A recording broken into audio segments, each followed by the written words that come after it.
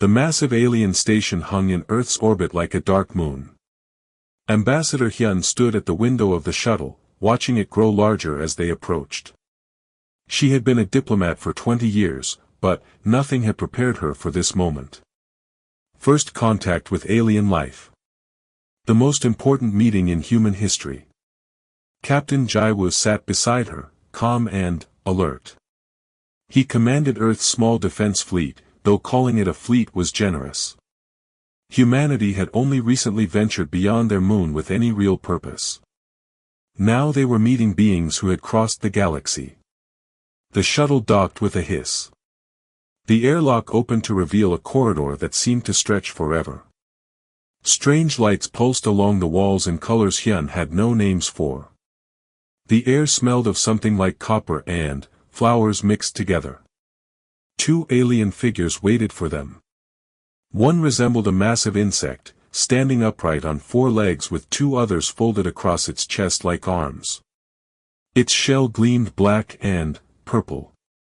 The other was harder to look at directly, a crystalline being that seemed to shift and refract light in impossible ways. The insect creature spoke, and somehow Hyun understood the words. Translation technology, she realized. I am Vector Queen Kala. This is Luminar Prime Zeth.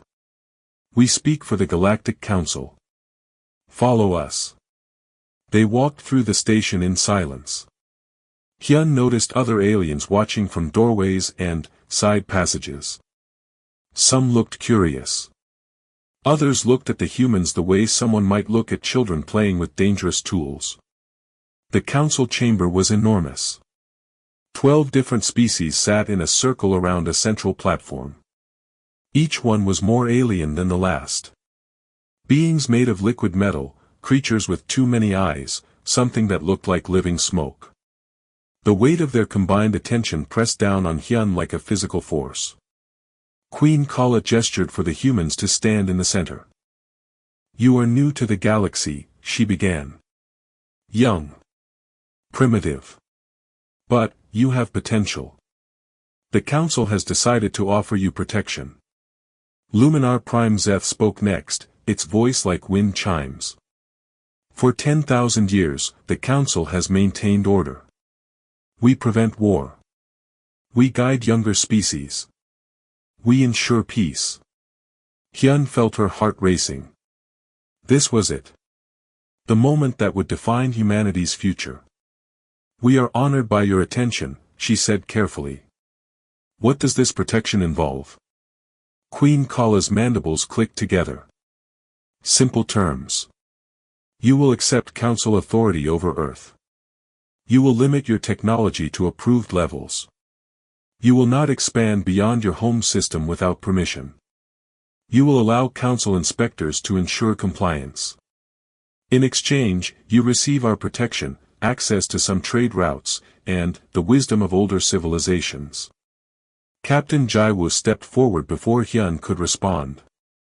What if we refuse? The chamber fell silent. Every alien I turned to stare at the human soldier. Queen Kala's antennae twitched. Refuse? No species refuses the council's protection. But, hypothetically, Jiwoo pressed. What happens if we say no? Luminar Prime Zeth seemed to grow brighter. That would be unwise. The galaxy is dangerous. Without our protection, younger species do not survive. Pirates. Slavers. Hostile empires. They would destroy you within years. So we have a choice. Hyun asked. Queen Kala made a sound like grinding stone. Of course. The council does not force compliance. We offer guidance. But, understand this, humans. Every species that has refused our protection has fallen. Every single one. Your pride will not save you from reality. Another alien spoke, something that looked like a floating mass of tentacles. The council's offer is generous. More generous than you deserve. Your species is violent, chaotic, and dangerous. We have watched your world. You war among yourselves constantly. You poison your own planet. You create weapons designed only to kill each other. And, yet we still offer you a place in galactic civilization. Hyun felt anger flash through her chest, but she kept her voice level. We have our problems, yes. But, we are working to solve them. We have come together in recent years more than ever before. Because you had to, the tentacled alien said. Because you finally looked up and saw you were not alone. Fear motivated you, not wisdom. Captain Jaiwoo's jaw tightened. Hyun put a hand on his arm, a subtle warning to stay calm. She turned back to Queen Kala. This is a significant decision. I need to bring this proposal to Earth's governments. May we have time to consider? The council members looked at each other. Some seemed surprised by the request. Finally, Queen Kala nodded. 7 days. That is more than enough time to see reason. Return here with your answer. As they walked back to the shuttle, neither Hyun nor Jaiwoo spoke. But, Hyun could see the tension in the captain's shoulders. The anger in his eyes. Once they were sealed in the shuttle and, moving away from the station, Jaiwoo finally spoke. They treat us like children. Because they see us that way, Hyun replied. 10,000 years is a long time. To them, we probably seem like infants.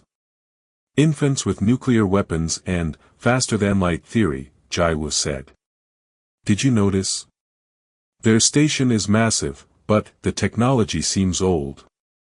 Efficient, yes, but not innovative.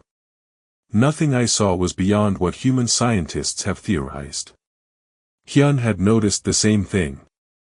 For beings who had ruled the galaxy for millennia, the council seemed stuck in their ways. Comfortable. Maybe too comfortable. What do you think Earth will say? Jaiwoo asked. Hyun stared out at the stars. I think we will argue. Some will want to accept. Safety. Technology. A place in the larger galaxy. Those are powerful incentives. And, the others? The others will see what I see. A cage dressed up as protection. Limits on our growth. Permanent second-class status. They are not offering us partnership. They are offering us submission. Jaiwoo nodded slowly. I counted at least 50 warships docked at that station. And, that is probably just a small part of their fleet. If we refuse and, they decide to enforce their will. Then, we will face the consequences of our choice, Hyun finished. But, at least it will be our choice. The shuttle descended through Earth's atmosphere. Below them, light sparkled across the continents. Billions of humans going about their lives, unaware that in 7 days their entire future would be decided. Hyun thought about Queen Kala's words. Every species that refused had fallen. It was meant as a warning. A threat wrapped in concern. But, Hyun heard something else in those words. Every species that refused had tried. They had chosen to stand rather than kneel. Maybe they had all failed. But, at least they had tried. The shuttle touched down at the United Nations complex. Already, representatives from every nation were gathering. The debate would start immediately and continue for days. Hyun would present the Council's offer exactly as it was given. Then, humanity would decide. As she stepped out onto Earth's soil, Hyun looked up at the stars. Somewhere up there, the Council waited. Confident in their power. Certain of humanity's answer. They were about to learn something about humans. Something that had been true throughout all of human history. Humanity did not do well with ultimatums. The emergency session had been going for 16 hours straight. Representatives from every major nation sat in the assembly hall, their faces exhausted but focused. The question before them was simple. The answer was anything but. Should humanity submit to the Galactic Council? General Deho stood at the podium, his military uniform crisp despite the long hours. "We must be realistic," he said, his voice carrying across the hall. "The Council has technology centuries beyond ours. Their ships outnumber ours 1,000 to 1. If we refuse their offer and they decide to force the issue, we cannot win a direct confrontation." Ambassador Hyun listened from her seat. Deho was right, technically. But, she could hear the unspoken second half of his thought coming. However, Deho continued, "I did not become a soldier to surrender before the first shot is fired. My analysts have studied everything we learned from the station visit. The Council is powerful, yes. But, they are also predictable. Rigid. They have not fought a real war in thousands of years. Their tactics are ancient. Their doctrine is set in stone." A representative from the European Union raised her hand. "Are you suggesting we can actually fight them?" "I am suggesting that if we must fight, we will make them regret forcing our hand," Deho replied. "But, I hope it does not come to that. There may be another option." Dr. Minji approached the podium as Deho stepped aside. The scientist looked even more tired than everyone else. She had barely slept since the council meeting, spending every hour analyzing the data their shuttle had collected from the alien station. "I have discovered something important," Minji began. She activated a holographic display that filled the air above the assembly. Images of council technology appeared, rotating slowly. "This is their station. These are their ships. Their weapons. Their computers. All extremely advanced compared to current Earth technology." She paused, letting that sink in. Then, she changed the display. "This is the same council station, analyzed with our most advanced scanning equipment. Notice anything?" A Japanese representative squinted at the display. "The power systems seem inefficient." "Exactly," Minji said. "Inefficient by our standards. Their reactors use principles we discovered 30 years ago but abandoned because we found better methods. Their computer systems are powerful but use architecture that human programmers consider outdated. Their hull materials are strong but not as advanced as some experimental alloys we have been testing." The room erupted in confused chatter. An American representative called out, "Are you saying their technology is worse than ours?" "No," Minji corrected. "Their technology is far more advanced overall.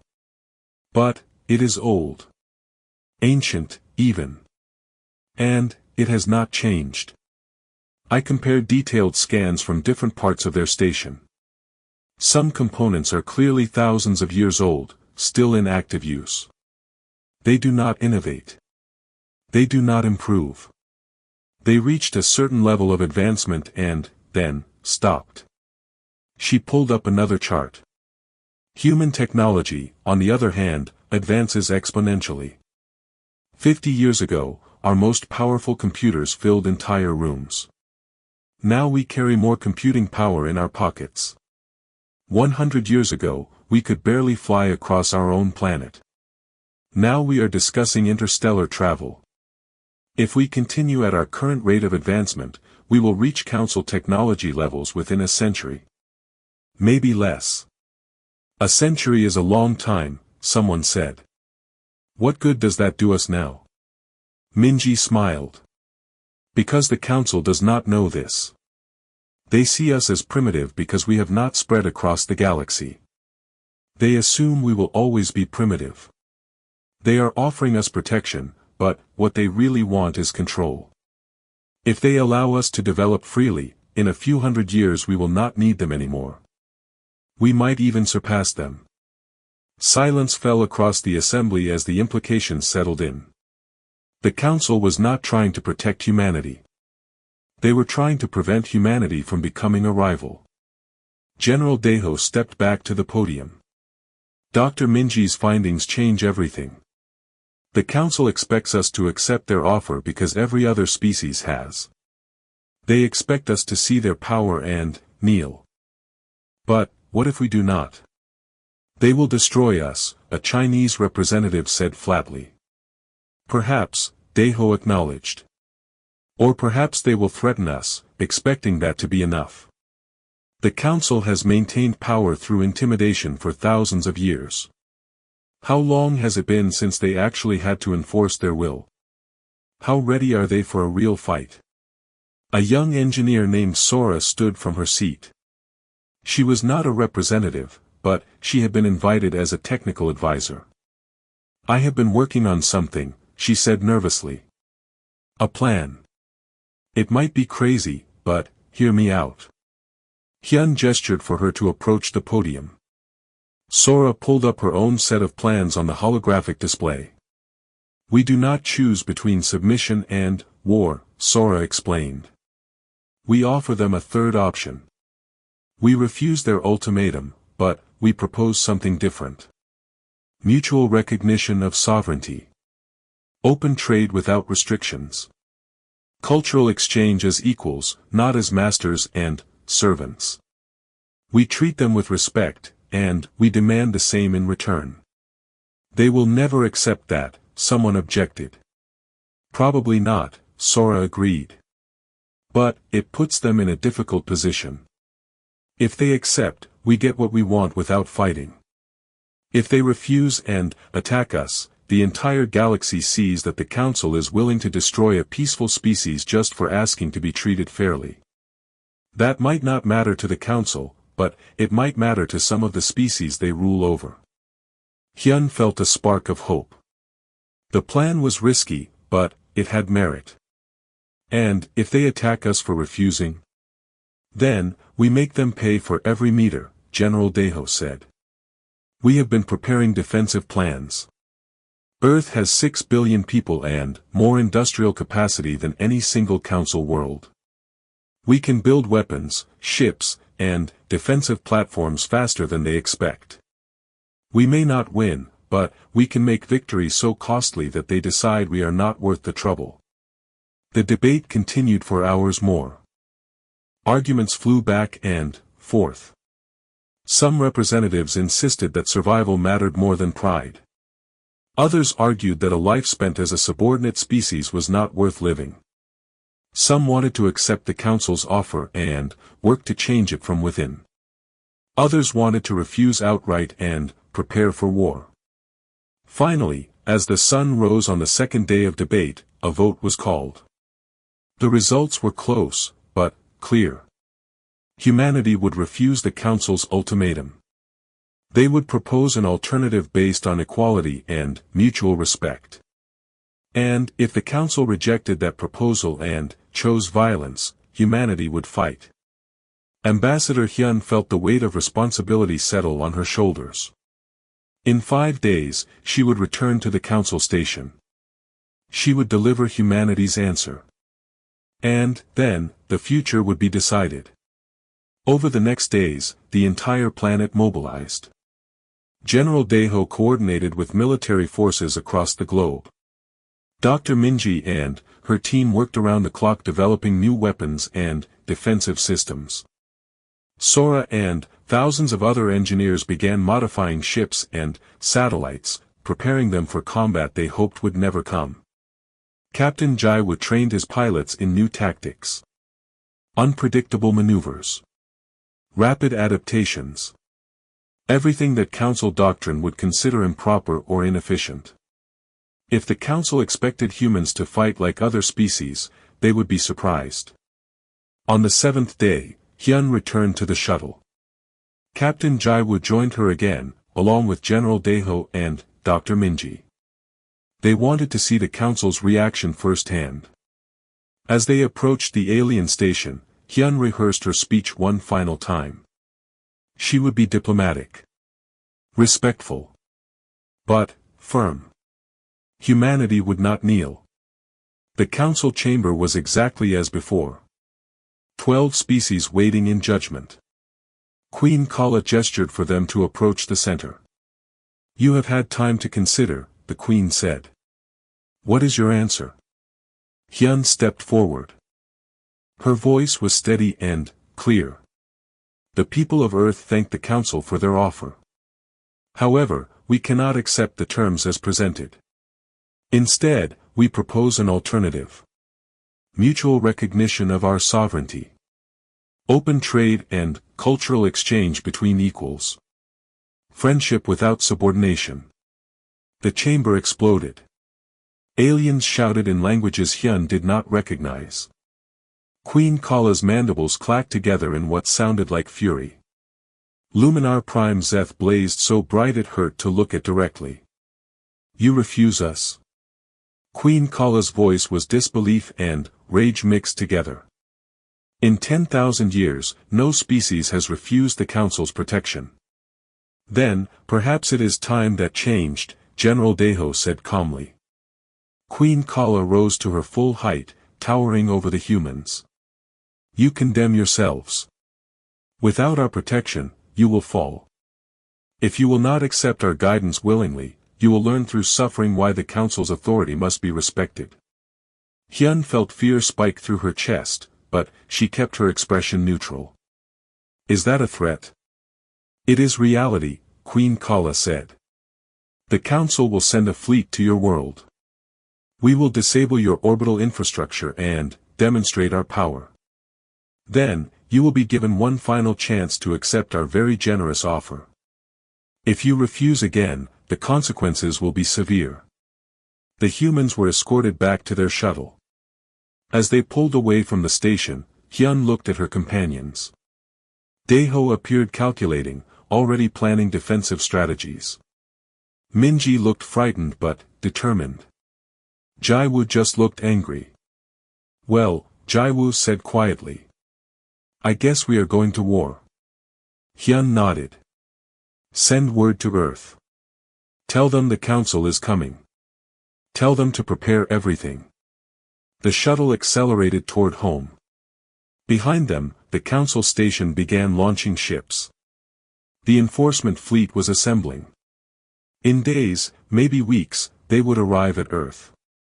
Humanity had made its choice.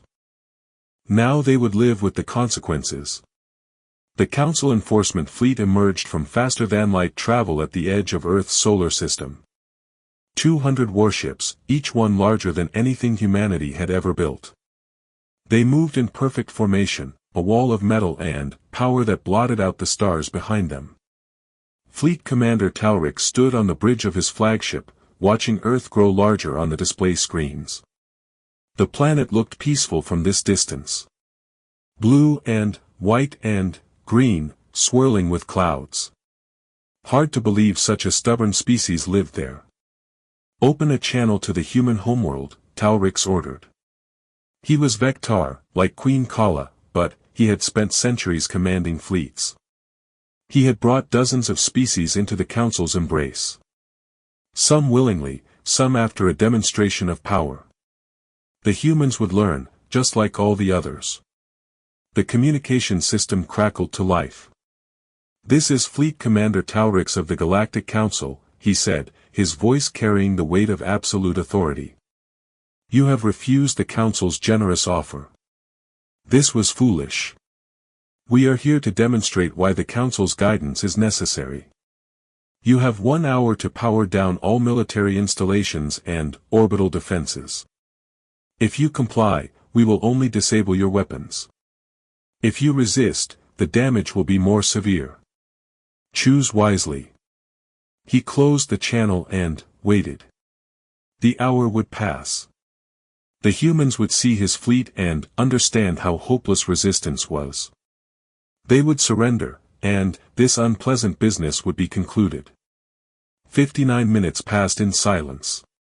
Talrix began to relax. They had seen reason after all. Then, at exactly the 1 hour mark, a transmission came from Earth. A single word in the human language. Talrix's translator took a moment to process it. No. Talrix felt his mandibles click together in annoyance. Very well. Begin the attack. Target their military satellites and space stations. Disable them, but minimize casualties. They need to learn, not be destroyed. The fleet moved forward. Weapon systems powered up. targeting computers locked onto human installations. This would be over in minutes. The first volley of Council plasma weapons streaked across the void toward a cluster of human military satellites. Talrix watched, expecting to see them destroyed instantly.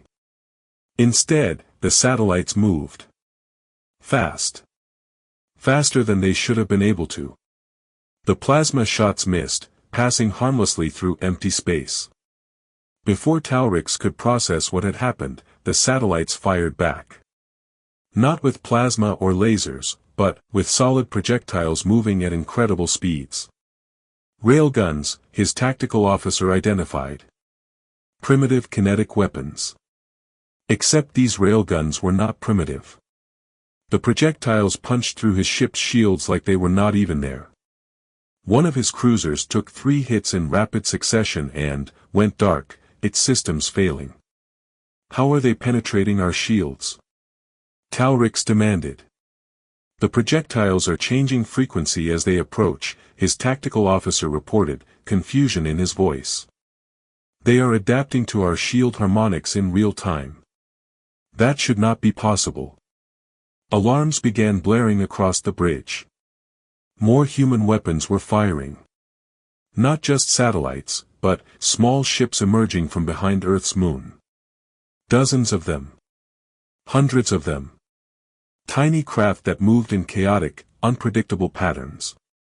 Captain Jaiwu sat in a command chair of the defense platform Freedom, watching the Council fleet spread out across his tactical display. He had been waiting for this moment, preparing for weeks. Now it was time to see if all that preparation meant anything. All units, engage at will, he ordered. Remember your training. Stay unpredictable. Never give them a stable target. His pilots responded immediately. Human fighters swarmed the Council ships, refusing to follow any logical attack pattern. They would strike from one angle, then immediately break off and attack from another direction. Council targeting computers, designed to predict rational tactical behavior, could not keep up. Lieutenant Juno piloted his fighter in a spiraling pattern that made his own stomach turn. 3 Council cruisers were trying to target him, their plasma weapons tracking his movements. But, every time they fired, he was somewhere else. He returned fire with missiles that split apart mid-flight, each fragment targeting a different ship system. Council point defense destroyed most of them, but enough got through to cause damage. Small damage, yes, but it was adding up. Engineer Yuna monitored the railgun batteries from her station on Earth's surface. She had modified them herself, adding systems that cycled through different electromagnetic frequencies. Council shields were designed to stop energy weapons and slow down solid projectiles, but they worked on a fixed frequency. By constantly changing her railgun's output, she could slip through the shields like they were not there. Batteries 7 through 12, focus fire on that dreadnought, she ordered. Let's see how tough their armor really is. 12 railguns fired in sequence. Solid slugs of dense metal accelerated to a fraction of light speed. They hit the Council dreadnought's hull in a precise pattern, each impact weakening the armor for the next shot. The 6th round punched through completely, causing explosive decompression in one of the ship's sections. On the Council flagship, chaos was spreading. Talrix watched as his perfect formation dissolved into confusion. His ships were trying to adapt, but the humans kept changing their tactics. Every time his fleet adjusted, the enemy shifted to something new. Deploy fighter screen, he ordered. Protect the capital ships. Council fighters launched, moving in textbook formations to intercept the human craft. They were faster and more maneuverable than the human ships. They should have dominated. Instead, the human fighters did something insane. They scattered in every direction, refusing to engage in formation combat. Some flew straight at Council ships and, then, veered away at the last second, forcing the Council fighters to break formation to pursue. Others hid in the shadow of larger vessels, using the capital ship's own mass to block targeting sensors. Lieutenant Juno found himself pursued by two council fighters. They were faster than him, closing the gap quickly. Standard doctrine said to run or dogfight. Juno did neither. He killed his engines completely and fired his maneuvering thrusters at full power, spinning his ship end over end while moving in a straight line. The council fighters overshot him, their targeting systems confused by his bizarre maneuver. Before they could recover, Juno's wingmate destroyed one with a missile, and he took out the other with his autocannon. Human tactics are irrational, Talrix's tactical officer reported. They violate basic combat doctrine. I can see that, Talrix snapped.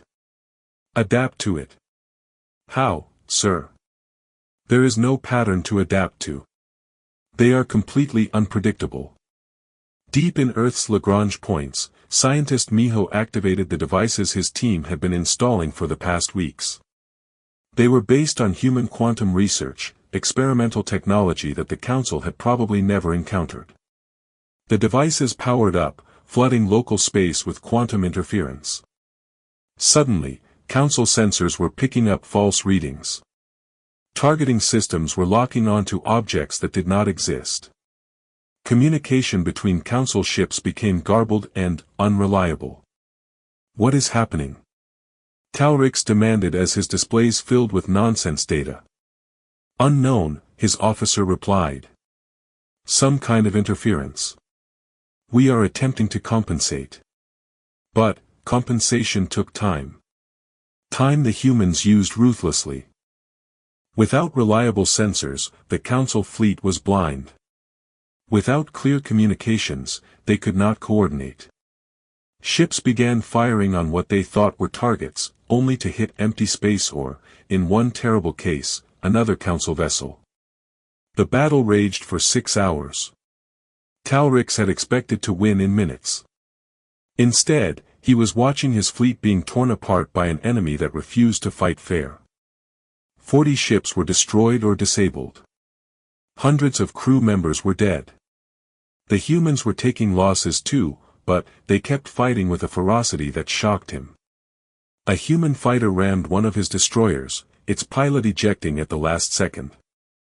The collision was not enough to destroy the destroyer, but it damaged the ship's main reactor. The destroyer had to withdraw from the battle. They are insane, someone on the bridge whispered. Talrix was beginning to agree. He had fought dozens of campaigns.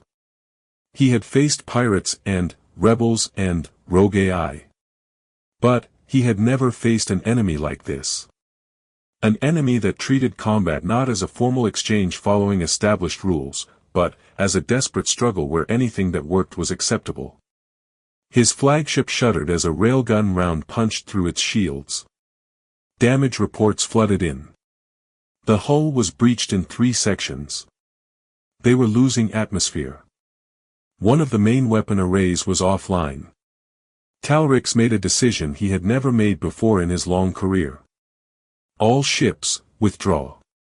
Fall back to the edge of the system. Commander, his officer stared at him in disbelief. You heard me. Withdraw. Now. The Council fleet began to pull back, their perfect formations now ragged and broken. Human fighters harassed them all the way, striking at damaged ships and crippled vessels. It was only when the Council fleet reached the outer system that the human forces stopped their pursuit. Captain Jaiwu watched the Council ships retreat on his tactical display. His hands were shaking from adrenaline. Around him, his crew was cheering, crying, hugging each other. They had won. Against impossible odds, they had actually won. But, the victory was not without cost. Jaiwu pulled up the casualty reports. Thousands of human pilots and soldiers were dead. Dozens of orbital platforms were destroyed. The damage to Earth's infrastructure was severe. General Daho's face appeared on the communication screen. Well done, Captain. I am sending you a message to transmit to the Council fleet. Jaiwu listened to the message, then smiled grimly. He opened a channel to the retreating Council ships. Fleet Commander Taurix, this is Captain Jaiwu. Tell the Council that Earth does not kneel. Tell them that if they come back, we will be ready. Tell them that humanity chooses to stand, no matter the cost. He closed the channel and sat back in his chair, exhausted. The first battle was over. But he knew this was not the end. The Council would not accept this defeat. They would come back, probably with more ships and greater force. But, for now, for this moment, humanity had proven something important. They could fight. They could win. And they would not surrender their freedom, no matter what the cost. The Council chamber was in chaos. News of the fleet's defeat had spread across the galaxy within hours. 40 warships destroyed by a primitive species. The impossible had happened, and now every species under Council rule was watching to see what would happen next. Queen Kala slammed her forelimbs against the podium. This is unacceptable. We have been humiliated. The humans must be crushed completely. Luminar Prime Zeth pulsed with angry red light. I agree. We should gather the full might of the Council Armada. Every ship. Every weapon. Destroy their entire civilization and make an example that will echo across the galaxy for millennia. But, not every Council member agreed. Administrator Sook of the Wanderer species raised a tentacle for attention. The Wanderers rarely spoke in Council sessions. They were enigmatic beings who had joined the Council centuries ago but remained mostly silent, observing rather than participating. When Sook spoke, others listened. Destroying Earth would be a mistake, Sook said quietly. His voice was calm, almost sad. It would prove to the galaxy that we are exactly what we claim not to be. Tyrants. Bullies who crush anyone who dares to question our authority. They attacked our fleet. Queen Kala shouted. After we threatened to destroy their orbital infrastructure, Sook countered. They defended themselves. We came to their home with warships and ultimatums. What did we expect them to do? The tentacled alien who had spoken harshly about humans during the first meeting now shifted uncomfortably. The precedent this sets is dangerous. If humans can defy us successfully, others will try. The entire Council structure could collapse. Perhaps that would not be such a terrible thing, Sook said. The chamber fell silent. No one spoke against the Council itself. It simply was not done. Sook continued, I have intelligence gathered during the battle. My ships observed everything. The humans were holding back. They have weapons they did not use. Technologies they did not deploy. If we attack them again with overwhelming force, they will have no choice but to use everything they have. The casualties on both sides would be catastrophic. You cannot know that, Luminar Prime Zeth said. Can I not? Sook activated a holographic display. Images appeared of human industrial facilities. Massive factories working around the clock. Shipyards building vessels at incredible speed. In the 3 weeks since our first contact, humans have tripled their military production. They are building ships, weapons, and defensive platforms faster than any species I have ever observed. Their entire civilization has mobilized for war. Queen Kala studied the images, her mandibles clicking thoughtfully. They cannot match our numbers. Not yet, Sook agreed. But, they do not need to match our numbers. They need only to make victory too expensive. And, they are very good at making things expensive. On Earth, General Deho stood in a command bunker deep underground, surrounded by screens showing defensive positions across the planet. The victory against the Council's enforcement fleet had bought them time, but not much. Everyone knew the Council would return. The question was when, and with how many ships. Dr. Minji entered the command center, looking exhausted but excited. General, I need to show you something. She pulled up schematics on the main display. We have been analyzing debris from the Council ships. Their technology is remarkable, but, as I suspected, it is stagnant. We found components that are thousands of years old, still in active use without any modifications or improvements. What does that tell us? Daiho asked. It tells us they have stopped innovating. They rely on what works and never change it. But we found something else. Their communication systems use a specific quantum encryption method. Very sophisticated, nearly impossible to crack. Nearly, but not quite. Given enough processing power and time, we think we can break it. Daiho leaned forward. How much time? Weeks. Maybe months. But, if we succeed, we could listen to Council communications. Know where their ships are. Understand their battle plans before they execute them. Make it a priority, Daiho ordered. Anything else? Minji hesitated. There is something strange. We detected unusual readings from one of the Council ships during the battle. It was transmitting data about the fight to somewhere outside normal Council communication channels. Someone in the Council fleet was sending information to an unknown third party. A spy? Daiho frowned. Why would anyone spy on their own fleet? I do not know. But, whoever it was, they seemed very interested in how humans fought. Meanwhile, in a small ship far from both Earth and the Council's main territories, Administrator Suk reviewed the battle data his agents had secretly collected. He had been part of the Council for 3 centuries, and, in all that time, he had watched it slowly transform from an organization meant to prevent galactic war into something else. Something that maintained peace through fear and control rather than cooperation. The Wanderers had joined the Council hoping to reform it from within. That had failed. The other species were too comfortable with their power, too afraid of change. But, now, the humans had done something remarkable. They had shown that the Council could be challenged. That defiance was possible. Suk made a decision. He would contact the humans. Offer them information. Not because he wanted to betray the Council, but because he wanted to save it from itself. The Council had become corrupt. Perhaps the humans could be the catalyst for change. He sent a secure transmission to Earth, requesting a secret meeting. Within hours, he received a response. The humans were suspicious but willing to talk. Diplomat Hannah was chosen to meet with the Wanderer representative. She was young but sharp, with a gift for reading people. Or in this case, aliens. She traveled on a small stealth ship to a neutral location, a barren moon in an uninhabited system. Suk's ship was already there when she arrived. The two of them met in a small habitat dome on the moon's surface, just the two of them.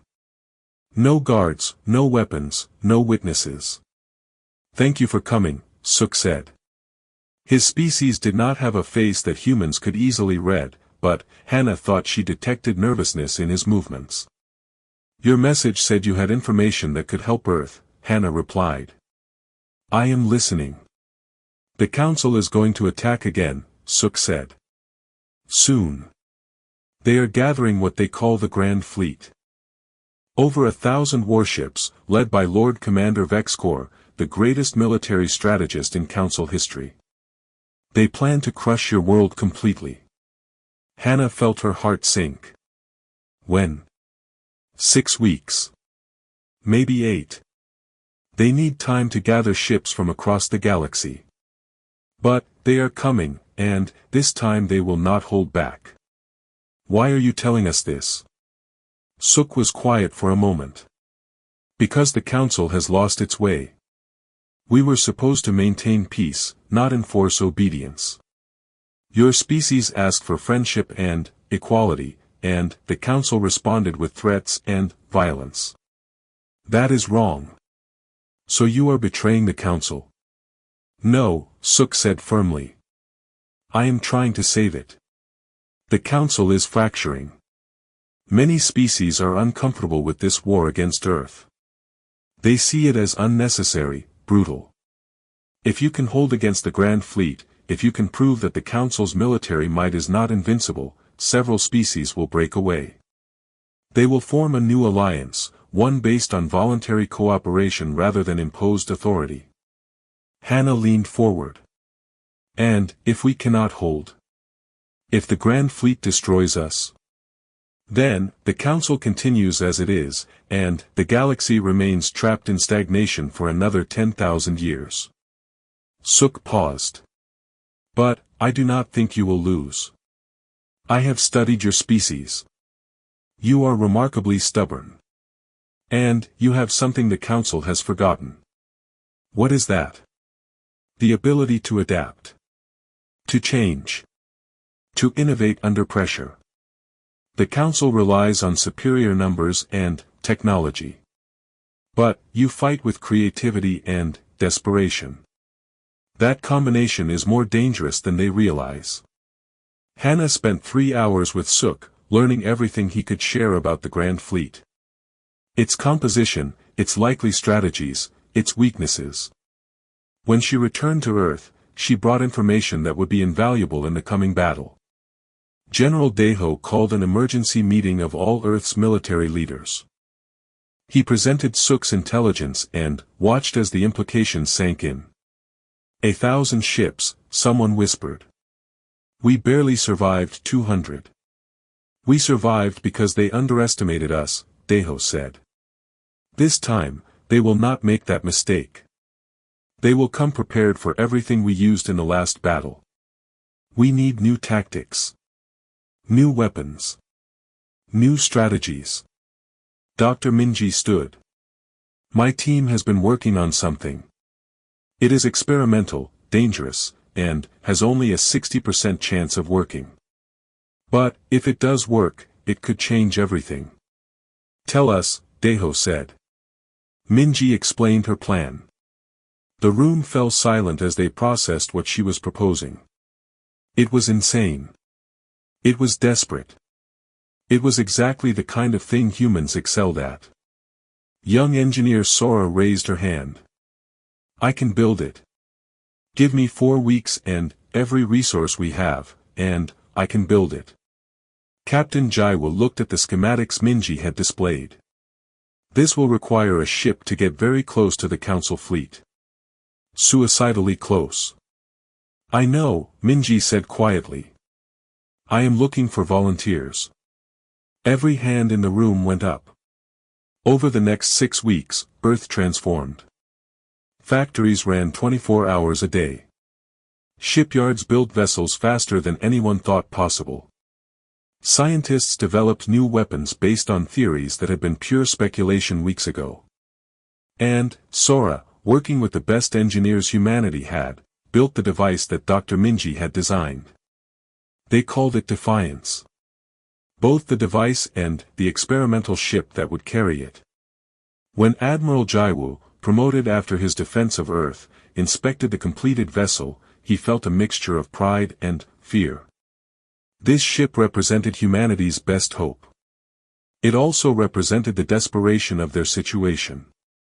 As the deadline approached, long-range sensors detected the Grand Fleet assembling at the edge of human space.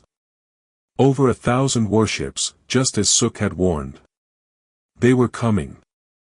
Jaiwu stood on the bridge of his flagship and opened a channel to every human ship, station, and defensive platform. This is Admiral Jaiwu. The Council is coming to break us. To force us to submit. They think superior numbers and ancient victories make them invincible. Let us show them what humanity is made of. Let us show them that we choose freedom, no matter the cost. All ships, prepare for battle. For Earth. For humanity. For the right to choose our own destiny. Across human space, thousands of voices responded as one. For Earth. The Grand Fleet began its approach. The final battle was about to begin. The Grand Fleet emerged from faster-than-light travel like a metal storm. Over 1,000 warships stretched across space in perfect formation. Dreadnoughts the size of cities. Carriers holding thousands of fighters. Cruisers and destroyers beyond counting. It was the largest military force the Council had assembled in 5,000 years. Lord Commander Vexcor stood on the bridge of his command dreadnought, studying the human defensive positions. He was old, even by Council standards. He had commanded fleets for 6 centuries and never lost a battle. He did not plan to start now. The humans have fortified their space well, his tactical officer observed. Defensive platforms. Minefields. Thousands of small ships. Vexcor nodded. They learned from their first battle. Good. It would be disappointing if they made this too easy. He opened a communication channel. Human forces, this is Lord Commander Vexcor. You fought bravely against our enforcement fleet. You earned a warrior's respect. But, this ends now. Surrender, and your world will be spared. Resist, and we will reduce your planet to ash. You have 1 hour to decide. The response came from Admiral Jaiwu. Lord Commander, we appreciate your respect. But, our answer is the same as before. Earth does not surrender. If you want our world, come and take it. Vexcor allowed himself a small smile. Courage was admirable, even in doomed causes. As you wish. All ships, begin the assault. The Grand Fleet advanced. But, unlike the previous attack, they moved carefully. Vexcor had studied the recordings from the first battle. He knew the humans favored unpredictable tactics and adaptive weapons. He had prepared counters for everything they had used before. When the human railguns opened fire, Council shields were ready. They cycled through multiple frequencies simultaneously, preventing the projectiles from slipping through. When human fighters swarmed forward in chaotic patterns, Council point defense systems used predictive algorithms that accounted for irrational behavior. When the quantum interference activated, Council ships switched to backup communication systems that used different principles. The humans were fighting brilliantly. But, Vexcor had centuries of experience. For every human innovation, he had a counter-strategy. In the command center on Earth, General Deho watched the battle unfold with growing concern. The Council had learned. Adapted. The tactics that worked before were far less effective now. They are pushing through our outer defenses, his tactical officer reported. Casualties are heavy. Deho nodded grimly. He had expected this. The first battle had been won through surprise. This battle would be won differently, or not at all. Execute Phase 2. Activate the Cyber Warfare Division. Deep in a secure facility, young tactician Sun Wu and his team of hackers went to work. They had spent weeks studying Council computer systems, looking for vulnerabilities. Dr. Minji's team had finally cracked the Council's quantum encryption, giving them access to enemy communications and networks. Now Sun Wu launched the largest cyber attack in human history. Viruses designed specifically to exploit Council systems flooded through their networks. The viruses were not sophisticated by human standards, but Council computer security was ancient and had not been updated in millennia. No one had ever attacked them this way before. Suddenly, Lord Commander Vexcor's tactical displays began showing false information. Sensors reported human ships that did not exist. Navigation systems gave incorrect coordinates. Communication channels were flooded with garbage data. His perfect formation began to dissolve into confusion. What is happening? Vexcor demanded. The humans have infiltrated our computer networks, his technical officer reported, his voice shocked. They are feeding us false data. Impossible. Our encryption is unbreakable. Apparently not, Commander. Vexcor felt a flash of anger, but he forced it down. Anger was useless.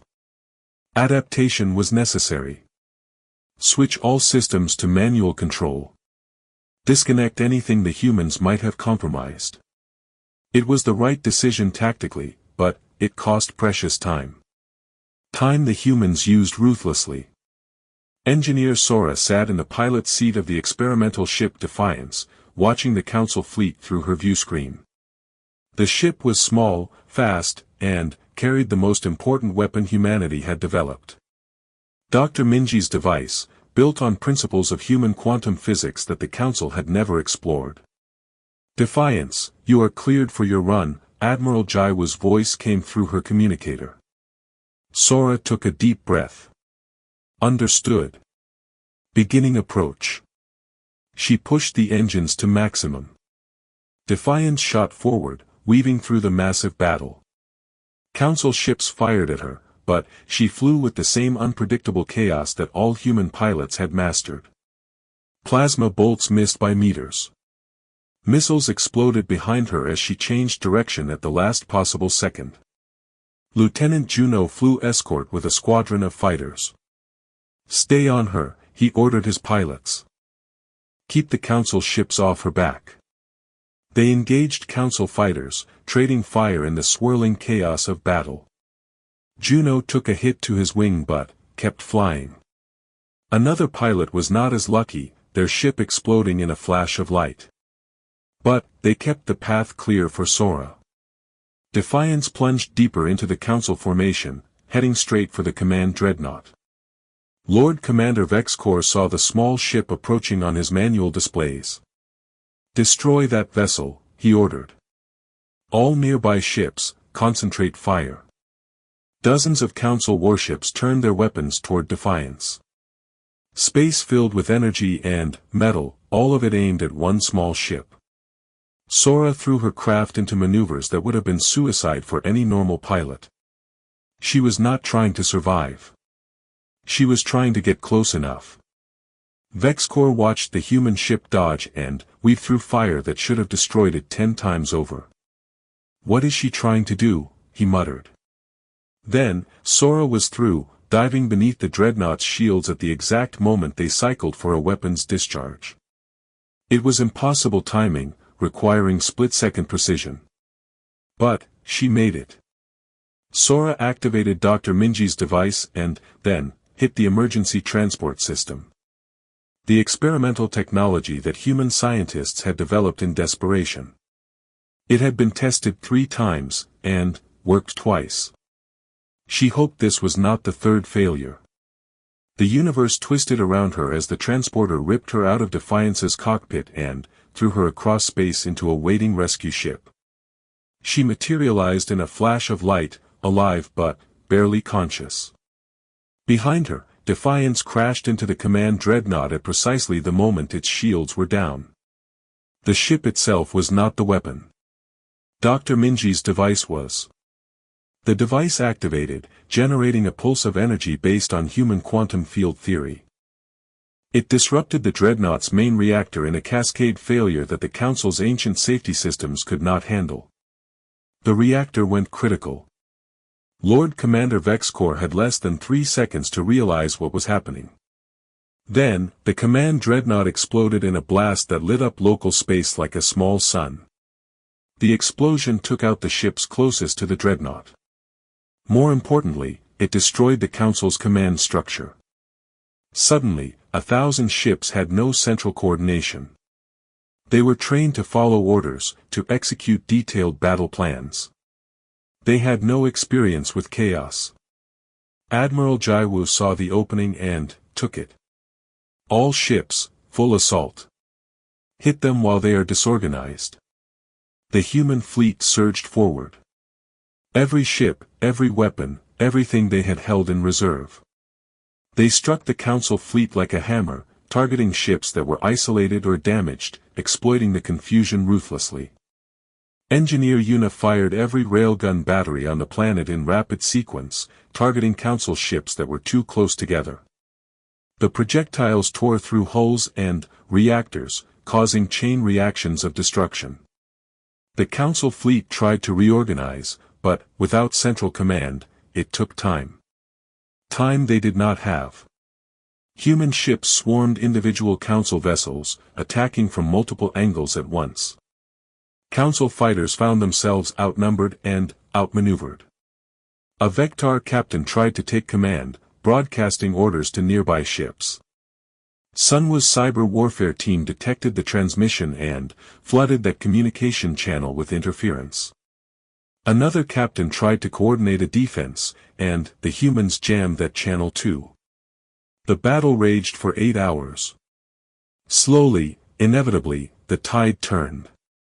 The Council fleet, massive and powerful but leaderless and confused, began to break apart.